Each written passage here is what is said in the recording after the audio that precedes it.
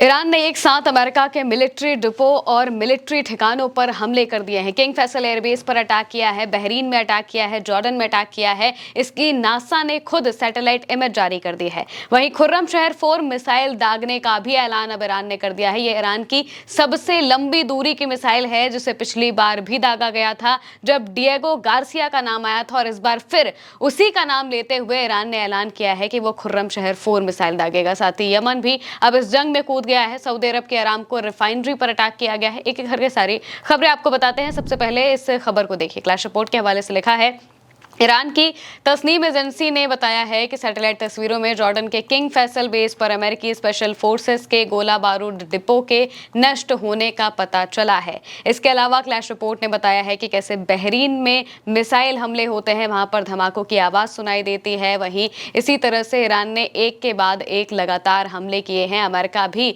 हमलों के बदले में जवाबी हमले कर रहा है, लेकिन ईरान एक के बाद एक हमलों में ये बता रहा है कि वो पीछे हटने वाला बिल्कुल भी नहीं है। वहीं दूसरी तरफ नासा की तरफ से एक इमेज जारी की जाती है। नासा ने तस्नीम के हवाले से नासा ने एक इमेज जारी की है। नासा की तस्वीर में जिजान में अरामको टैंकों में लगी आग दिखाई दे रही है। नासा के सैटेलाइट से ली गई एक तस्वीर में सऊदी अरब के जुजान में अरामको के स्टोरेज टैंक्स में आग लगी हुई दिखाई दे रही है। यह आग यमन की ओर से किए गए मिसाइल हमलों के बाद लगी है, यानी कि यमन का जो संगठन है, हूथी विद्रोही जिन्हें कहा जाता है, ये अब इस जंग में पूरी तरह से फुल फ्लेज्ड वॉर की तरह आ चुके हैं, क्योंकि इन्होंने सीधे सऊदी अरब की जगहों पर, वहां पर जो मौजूद इंडस्ट्रीज हैं, उन पर हमला करना शुरू कर दिया है। अभी तक तो जो हमले हो रहे थे वो ईरान अकेले कर रहा था अलग अलग जगहों पर, लेकिन यमन ने सीधे सऊदी से जंग छेड़ दी है। इनका अलग मैटर चल रहा है जो कहीं ना कहीं ईरान से जुड़ा हुआ जरूर है, लेकिन अभी यमन और सऊदी आमने सामने आ चुके हैं। सऊदी ने भी यमन के होदे में अटैक किया है, वहां पर हमला किया है, लेकिन यमन ने सीधे सऊदी अरब में अरामको इंडस्ट्री पर अटैक किया है, जो कि बहुत बड़ी बात है। क्लैश रिपोर्ट के हवाले से लिखा है, यमन के हूथी विद्रोहियों का कहना है कि उन्होंने रात में मिसाइलों से जिजान में सऊदी अरामको की तेल सौदा पर हमला किया, जिससे आग लग गई। धुएं के वीडियो सामने आ रहे हैं और खबरों के मुताबिक सैटेलाइट डेटा से उस जगह पर थर्मल हॉटस्पॉट का पता चला है। सऊदी सिविल डिफेंस ने कुछ समय के लिए जुजान और यानबू के लिए खतरे की चेतावनी जारी कर दी है,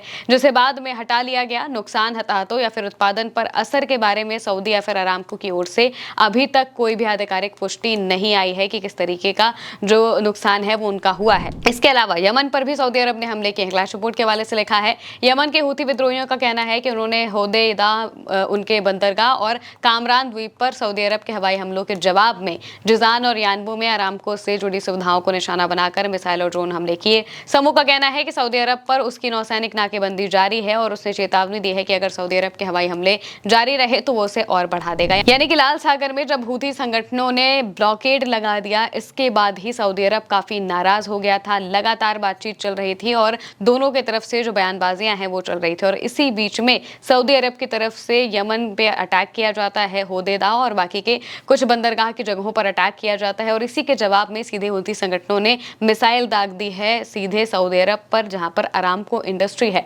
वहां पर मिसाइल दागे है। तेल के ठिकानों पर मिसाइल दाग दी है, जो कि बहुत बड़ी बात है, वरना आमतौर पर जब जंग की शुरुआत होती है तो मिलिट्री ठिकानों को टारगेट किया जाता है। यहाँ पर पहली बार तेल के ठिकानों पर सीधा टारगेट किया गया है।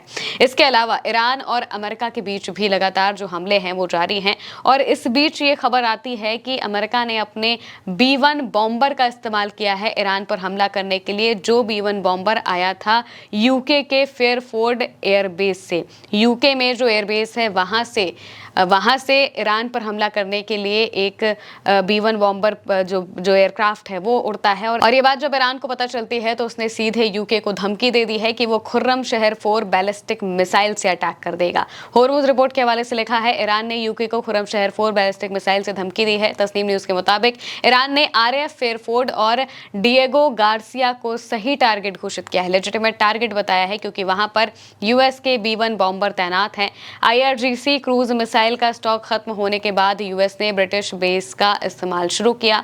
हम ब्रिटिश राजशाही को चेतावनी देते हैं कि वो अपनी मुश्किलों को और ना बढ़ाएं। खुर्रम शहर 4 मिसाइल, जिसका इस्तेमाल 19 मार्च को 3800 किलोमीटर दूर डिएगो गार्सिया पर हमले के लिए किया गया था, यूके के कुछ हिस्सों तक पहुंच सकती है। ब्रिटेन को इसके लिए सिर्फ 20 मिनट की चेतावनी मिलेगी। इसकी रफ्तार मैक 10 है, यानी कि यहाँ पर ईरान ने सीधे यूके को चेतावनी दे दी है और इस बात को बता दिया है कि RAF फेयरफोर्ड जो उनका बेस है यहाँ पर ईरान अटैक कर सकता है और ये अटैक कोई मामूली अटैक नहीं होगा बल्कि बहुत भयानक अटैक होगा जो ईरान की तरफ से किया जाएगा। क्योंकि इससे पहले भी जब 4 महीनों की जब इससे पहले फरवरी और मार्च के बीच जंग चल रही थी, उस बीच भी ईरान ने डिएगो गार्सिया पर मिसाइल दागी थी। कहा जा रहा था खबरों में कि यहाँ तक मिसाइल जो है वो पहुंचे भी है और बीच में उसे इंटरसेप्ट कर लिया गया। ये 3800 किलोमीटर तक जा सकती है, जिसका मतलब ये है कि ये ईरान से यूके के कुछ इलाकों तक भी पहुंच सकती है और इसके अलावा डिएगो गार्सिया तक भी जा सकती है, जिसकी दूरी लगभग इतनी ही है।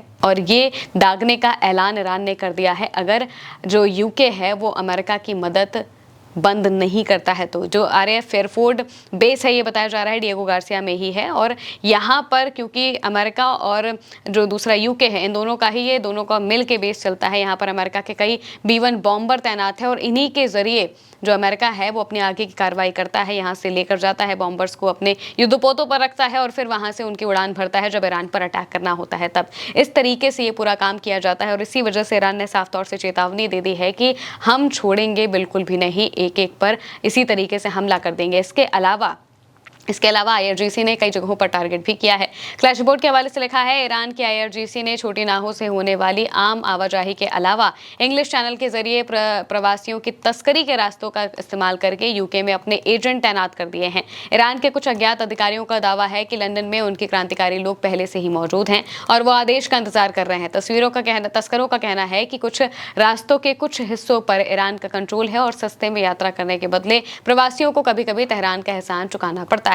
M15 के प्रमुख का कहना है कि उन्होंने पिछले 1 साल में यूके में ईरान समर्थित 20 से ज्यादा ऐसे साजिशों को पता लगाया है जिनसे जानलेवा हमले हो सकते थे। यानी कि ईरान ने अपने जो खुफिया एजेंट्स हैं वो भी यूके में भेज दिए हैं और वो कभी भी ईरान के कहने पर काम कर सकते हैं, जिससे कि यूके को बहुत तकलीफ हो सकती है। और इसी वजह से ईरान ने इस बात को बता दिया है कि जो लड़ाई अमेरिका से चल रही है वो सिर्फ और सिर्फ अमेरिका से चलनी चाहिए, बाकी कोई देश अगर इसमें कूदेगा तो फिर उन सब पर भी हमले हो जाएंगे। और मिडिल ईस्ट में इसका उदाहरण हर कोई देख ही रहा है कि कैसे जॉर्डन, बहरीन, कुवैत और इन सब जगहों पर ईरान लगातार हमले कर रहा है। अब जब यूके के इसमें शामिल होने की बात कही जा रही है तो ईरान ने यूके को भी चेतावनी दे दी है कि अगर आप नहीं माने तो फिर हमारे एजेंट वहां पर मौजूद हैं, कभी भी काम कर सकते हैं और तो और जो उनका एयरबेस है वहां पर भी अटैक हो सकता है सीधे खुर्रमशहर 4 मिसाइल से। वहीं दूसरी तरफ चीन ने डोनाल्ड ट्रंप के एक दावे को खारिज कर दिया है। एक बार फिर चीन ईरान के साथ मजबूती से खड़ा होता दिखाई दिया है। हॉर्मुज़ रिपोर्ट के हवाले से लिखा है चीन ने डोनाल्ड ट्रंप के उस दावे को सीधे खारिज कर दिया है कि बीजिंग ने ईरान को हथियार न देने का वादा किया था। साथ ही चीन ने तेहरान की संप्रभुता और सुरक्षा के लिए अपना मजबूत समर्थन दोहराया है। ट्रंप ने दावा किया था कि राष्ट्रपति शी ने उनसे कहा था कि चीन किसी भी हाल में ईरान को हथियार नहीं देगा या फिर बेचेगा। इसके जवाब में बीजिंग के विदेश मंत्रालय ने ईरान की संप्रभुता, सुरक्षा और राष्ट्रीय सम्मान के प्रति अपना समर्थन जताया।